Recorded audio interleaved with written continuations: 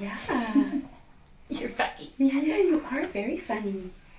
This is Thomas, a healthy, happy baby, a bundle of joy. Well, most of the time.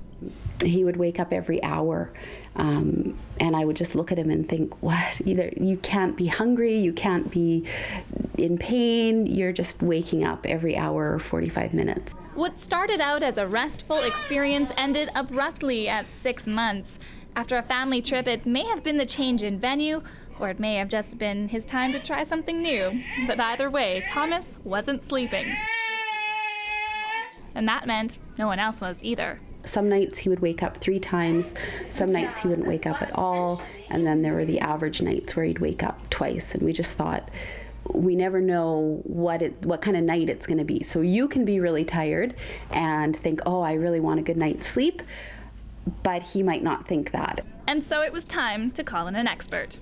I hadn't known anybody who had used one before, had never even really thought of it, but I did think right away that it would be a great way to have you and your husband have the same idea about sleep. A lot of the time we're so tired as well, and we maybe don't know where to go. Like Shelley was saying, her and Dan wanted an objective view, an outside view of kind of how to get baby to go to sleep, because not all the time parents will agree on what they want to do with the child. This one, heading home with your newborn, what to expect the first year. You can look things up online and you can read forums and hear all different kinds of experiences, and it just made my head spin. One day I would read something about, letting your child cry at all at night was the worst thing in the world that you could do, and that they would grow up and they would never trust you again. And then the next day you'd read somebody would let their kid cry for a long, long time, and then it would work and they would be so happy and their kid would sleep through the night. And neither approach really seemed reasonable to me. A sleep expert helped Shelley wade through the information and simplify it.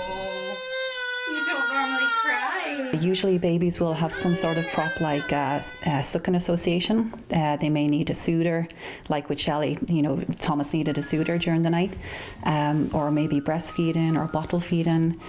Sometimes it can be rocking to sleep.